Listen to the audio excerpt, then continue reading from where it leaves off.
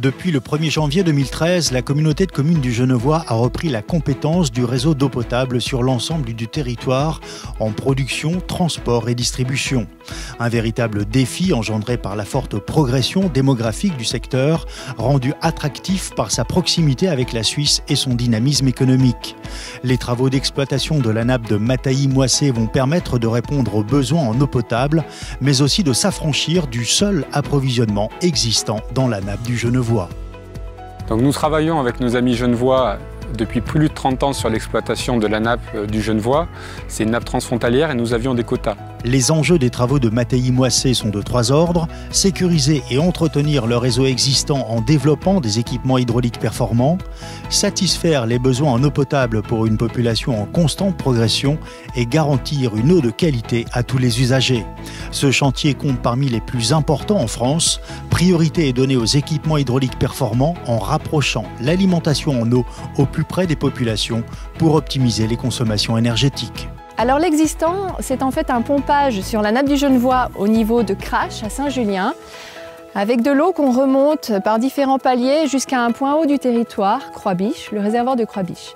Lui-même distribue par des colonnes sur tout le territoire un certain nombre de réservoirs sur les communes qui permettent ensuite de distribuer localement aux abonnés. On s'est projeté à 2025, 50 000 habitants, il fallait quasiment doubler notre production.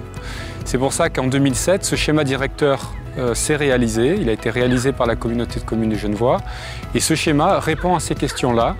Il trouve une ressource nouvelle, en quantité suffisante, en qualité, et puis par le déploiement de près de 25 km de réseau, il répond à cette exigence de sécuriser les communes.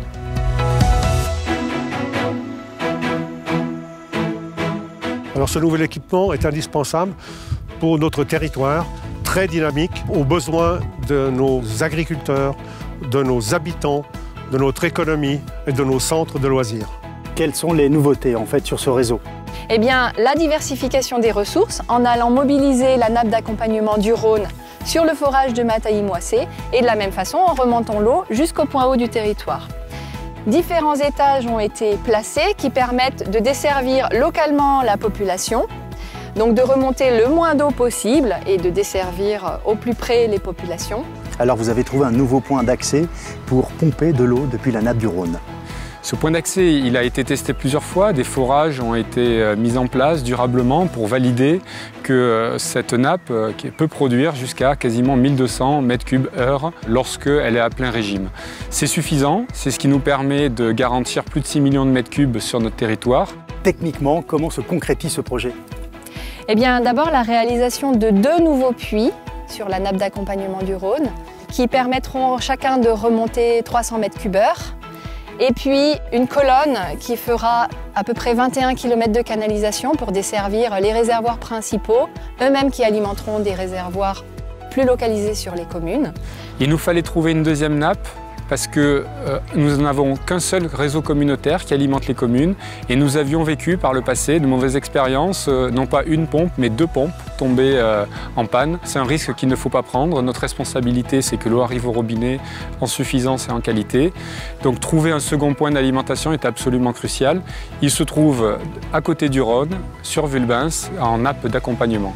Alors les nouveaux réservoirs qui sont associés à ces stations de pompage permettront d'apporter une capacité supplémentaire de stockage pour Vulbens et Valéry de 1200 m3 et puis pour la commune de Viry de 1600 m3 à SP3.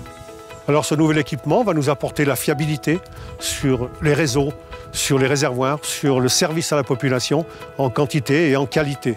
C'est une meilleure qualité de l'eau puisque l'eau est pompée au niveau du Rhône. Nous la remontons par étage avec un système d'optimisation de l'énergie et seuls 25% de l'eau arrive à notre point haut qui est le réservoir de la Croix-Biche. Le projet a été conçu de façon à ce que les équipements mis en place soient les plus performants possibles avec par exemple des hauts rendements des pompes. Le système fonctionnera préférentiellement la nuit pour éviter des factures énergétiques importantes. On sait que depuis 2013, le réseau de distribution d'eau et de compétences de la communauté de communes, ça vous entraîne à la réhabilitation totale de l'existant en plus de ces améliorations. On s'est engagé à renouveler 1% des réseaux tous les ans, soit bien davantage que ce qui se faisait jusqu'à présent. En tout cas, on peut garantir à la population qu'avec cet équipement, non seulement on a de l'eau en suffisance, mais ça ne se résume pas au forage. C'est tout un maillage qui se fait. On sécurise certaines communes, on sécurise certaines zones économiques, ce qui n'était pas le cas jusqu'à présent. Quels sont les partenaires de cette importante opération? Alors les partenaires sont essentiellement le SMDEA, qui est une émanation du département, et puis l'Agence de l'eau. Si les partenaires nous soutiennent avec un tel niveau financier, c'est parce qu'au-delà du forage, ce projet permet de préserver les ressources. Et donc, c'est aussi cette vision environnementale que l'on essaye de promouvoir. L'investissement total est de 13 200 000 €, pris en charge pour moitié par l'Agence de l'eau et le SMDEA, le solde étant emprunté par la communauté de communes du Genevois. Sans ces partenaires, on n'aurait pas pu réaliser ce projet, puisque leur financement est équivalent à peu près 50% du projet. C'est ce qui nous permet de garantir un prix de l'eau qui est maîtrisé et d'aller jusqu'au bout du projet. Pas uniquement un forage, mais sécuriser, avoir une logique d'optimisation énergétique et puis envisager la suite sereinement. Cette suite, c'est les renouvellements de réseau, c'est les maillages. Commencés en juin 2014, les travaux sur les canalisations et en génie civil se déroulent jusqu'en décembre 2015. Une importante période de tests et de réglage est programmée début 2016 pour une réception des travaux et une mise en service des réseaux d'eau potable dans le courant du premier semestre 2016. Une seconde phase de travaux sera conduite ultérieurement. Elle permettra 2 nouveaux forages sur le site de Mattei-Moissé ainsi que la liaison avec le site d'Archamps. Ça permet d'envisager les 30 prochaines années sereinement? Très sereinement.